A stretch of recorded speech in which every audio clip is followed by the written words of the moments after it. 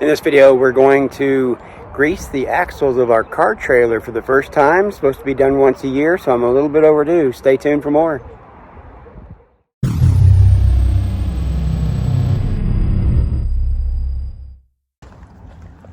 Alright, the tools we're going to use here, I'm going to have this piece of cardboard just laying underneath to catch any glops of grease that fall. Paper towels there to clean it off. I'm going to wear gloves because grease is gross. I've got more tubes than this, but starting with a couple tubes of grease, a grease gun, a couple tools that I'll show you what they're for, and a nice box over there for catching trash. So I did the other two, and having just learned, I'm going to try to record this one. First one was a total disaster. Maybe it'll lead to a blooper reel. This is a dust cover, it has to come off. This is where the grease is stored, more or less, access to the grease nozzle. So I'll peel that guy off. Usually I'm wearing gloves by now, so I'll add gloves.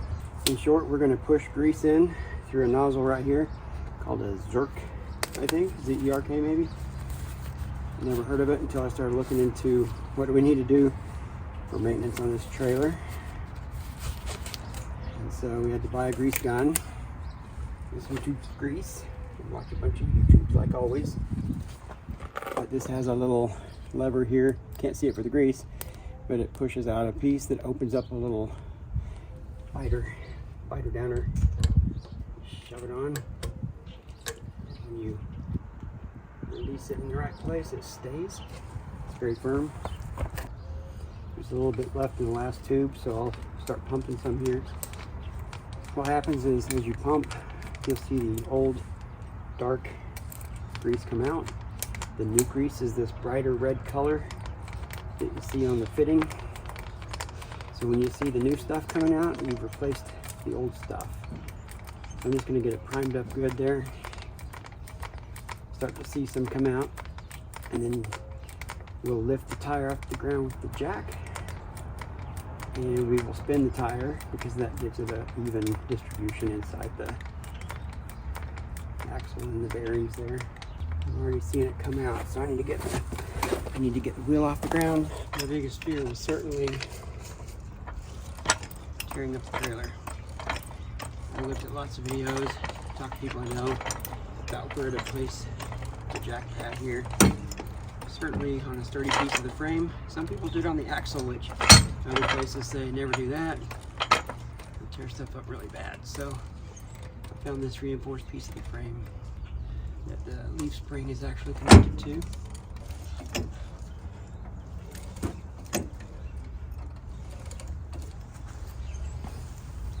Alright, you start to see the old grease is coming out. It's a darker, almost purple now.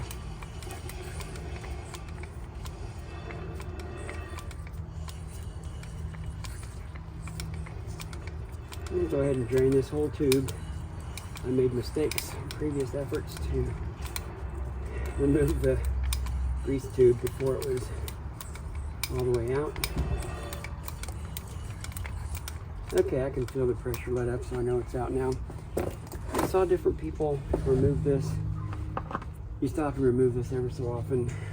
Some guys used a screwdriver, and some did this, and I like this really well. It's way faster. Relatively speaking, it's neater. I'm kind of a neat freak, but that was my preference for sure. I've got to now swap the tube of goo here, the tube of grease. Again, we lock that guy out so we don't have pressure here. This was essentially empty.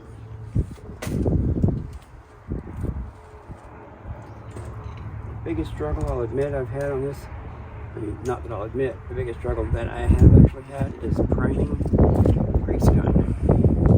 The tube of grease looks like this, the pull top. Plastic cover on this end. Go that way.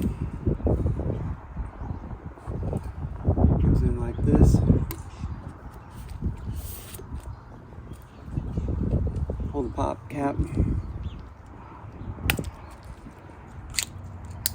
Remove that cover.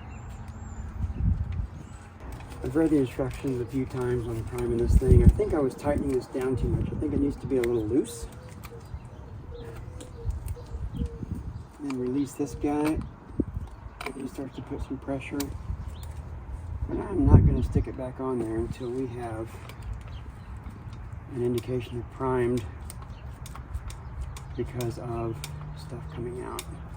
There we go. All right, so simply prime the system here. As soon as it's primed, you will see the grease start to come out. Reconnect to the Zerk. And then get the pump and help tighten this guy down to keep pressure in there. And pump. There we go. You can feel the pressure. You can see, if you watch closely here, you can see the old grease coming out. I'm going to spin it. That's what you're supposed to do. Keep it.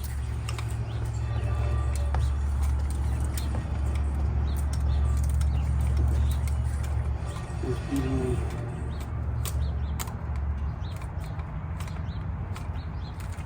Alright. Before it drops, I want to catch it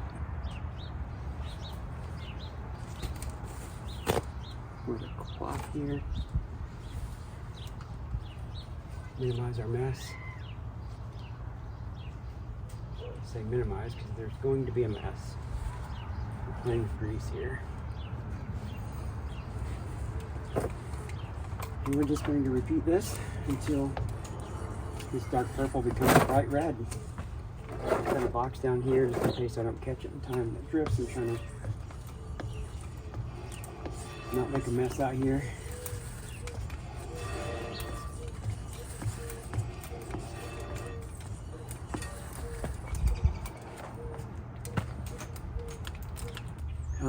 There's tons of greases out there. I actually contacted the manufacturer of my trailer. Said, hey, what grease should I use? And they gave me several choices. I had it narrowed down to 3, and they said any one of those is perfect. It's one of those items where you're going to need several tubes for a single grease anyway. So a box of 10 is the cheapest way to buy. You know, 1 is kind of expensive per tube, and then 2 is not much less, but at 10 and higher, you start to see a real price break. Again, we're just grabbing the old grease and throwing it out. The old dust cover that I took off, if that's very clear, has the old grease on it, so I'll get that out. Don't want to get any chance of dirt and whatnot getting into the bearings.